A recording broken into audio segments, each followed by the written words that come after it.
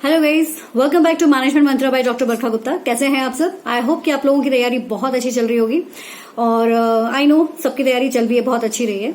आप लोगों के लिए एक इम्पॉर्टेंट इन्फॉर्मेशन है गाइस कि जैसे आपको पता है कि अब हमारे पास सिर्फ 10 दिन बचे हैं। कहा जा रहा है कि 8 जुलाई से हमारे एग्जाम स्टार्ट हो जाएंगे।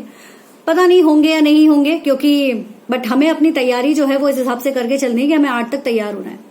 अब जो लास्ट के हमारे पास जो 10 दिन बचे हुए हैं, क्या आपको लगता है कि अभी तक जो आप स्ट्रैटेजी यूज करते आ रहे हो that is good for last days, या फिर कुछ उसमें चेंजेस लाने की जरूरत है? मुझे लगता है चेंजेस लाने की जरूरत है। अब आपको जरूरत है क्विक रिवीजन, या फिर आप कह सकते हो कि क्विक रिवीजन प्लस एमसीक्यूज, यानी कि आपका जो मॉक टेस्ट है उसकी रिक्वायरमेंट सबसे ज्यादा है। मॉक टेस्ट के लिए आपने जो भी बुक प्रेफर की हो या फिर आप कोई वेबसाइट यूज करते हो, it's totally up to you guys, but उसमें भी आपको जल्दबाजी नहीं करनी है। कुछ गलतियां हैं जो हमसे हो जाती हैं और उसके चलते हमारा जो रिजल्ट है वो डाउन हो जाएगा। तो कुछ चीजों को थोड़ा ध्यान दीजिए। पहली चीज की सबसे पहली चीज की जो लंबे लंबे मैराथन्स हैं उनके पीछे मत भागिए। अब आप लोग कोशिश कीजिए कि क्विकली रिवीजन जो हो जाए हमारा, उसके थ्रू काम करिए, ठीक है। दूसरी चीज, आपको मॉक टेस्ट ज्यादा से ज्यादा करना है। और मॉक टेस्ट भी आपको जो करने हैं वो किस तरह के करने हैं ना, कि लाइक जैसे कि एक दिन में आपने मान लीजिए कि 50 में से 25 क्वेश्चन सॉल्व किए। मैं ये नहीं कह रही हूँ कि एक ही दिन में आप 50 के 50 क्वेश्चन सॉल्व कर लो। एक दिन में आपने 25 क्वेश्चन सॉल्व किए। अब उन 25 क्वेश्चन में से आपके कितने सही निकले हैं उनको आप देखिए।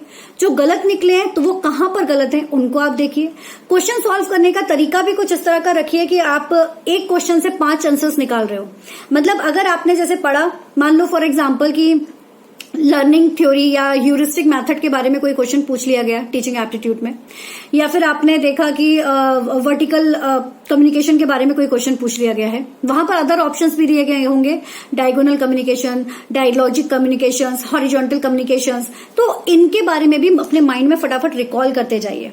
मतलब एनालिसिस करते हुए अब आपको तैयारी करना है, ये वाला फंडा आपको यूज करना है, ठीक है ना, जिससे कि जितना पढ़ो सटीक पढ़ो, है ना। अब जो समय है वो ऐसा नहीं है कि आप को जो चीज नहीं आती है आप उसकी तरफ भाग रहे हो।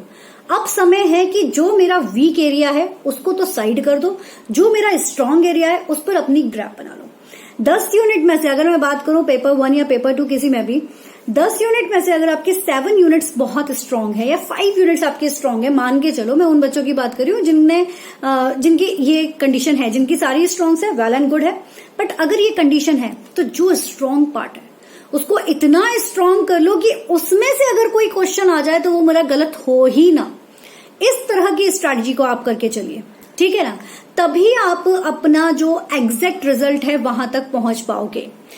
अगर आपका एग्जाम आगे की तरफ जाता है तब आपके पास समय थोड़ा सा और मिल जाएगा, तब अपने उन वीक एरियाज को देख लेना। लेकिन अभी जो समय है उसके according only focus on your strength, अपनी स्ट्रेंथ पर फोकस कीजिए, जो स्ट्रांग एरिया है उस पर कीजिए। नेक्स्ट पॉइंट इज दैट कि जैसे मैंने कहा कि जो आप रिवीजन कर रहे हो या जो मॉक टेस्ट कर रहे हो वो आप कैसा कर रहे हो, एमलेस कर रहे हो या फिर कोई एक्टिव मोड में कर रहे हो, तो उसको एक्टिव मोड में कीजिए, उसको एमलेस बिल्कुल मत कीजिए। मतलब बस पढ़ लिया, हाँ आंसर सही निकल गया, काम खत्म, ये नहीं रखना है। हमें क्या करना है, पढ़ना है, और पढ़कर जैसा मैंने कहा कि एक के 4 टॉपिक बन रहे हैं तो उन चारों को फटाफट रिकॉल कर लीजिए माइंड में। इस वाली स्ट्रेटेजी को करते चलना है, जैसे कि आपके रिवीजन भी साइड बाय साइड होता चले, ठीक है।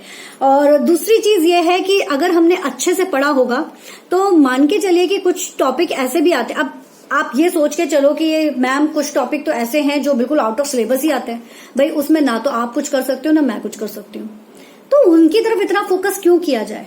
जो हमको आता है हम उसको पकड़ के चले ना, जो हमारे बस में ही नहीं है उसको छोड़ो, उसमें तो हमारा तुक्का जो है वही काम आना है, तो उसको वहीं की वहीं छोड़ो। जो हम कर सकते हैं उसको फोकस करें। तो this is important, sorry for disturbance. So this is important. So कितना भी पढ़ लो कुछ ना कुछ तो छूट ही जाएगा, बट हमें जो टारगेट रखना है वो इसी पार्ट पर टारगेट रखना है। इस चीज को आप लेकर चलिए। तो ये कुछ पॉइंट्स हैं, ये कुछ आप लोगों के लिए लाइक टिप्स थी जो मुझे बताना है कि लास्ट टाइम पर आप लोगों को इनको फोकस करना है, और एग्जाम टाइम पर भी आपको इस चीज को ध्यान देना है कि आपको स्पीड में अपना पेपर करना है, जिससे टाइम को आप ध्यान में रख सको, लेकिन उसके साथ ही साथ आपका माइंड एक्टिव होना चाहिए। ऐसा नहीं है कि माइंड आपका स्लीपी मोड में हो रहा है, आप काम कर रहे हो। माइंड एक्टिव रखते हुए आपको अपना सारे काम करने पड़ेंगे, ठीक है गाइस। ओके, चलिए, take care, all the best. Video पसंद आए तो लाइक कीजिए, शेयर कीजिए अपने फ्रेंड्स के साथ में, जिससे उनको भी इन्फॉर्मेशन मिल सके कि कैसे हम लास्ट टाइम पर तैयारी कर सकते हैं। All the best, take care.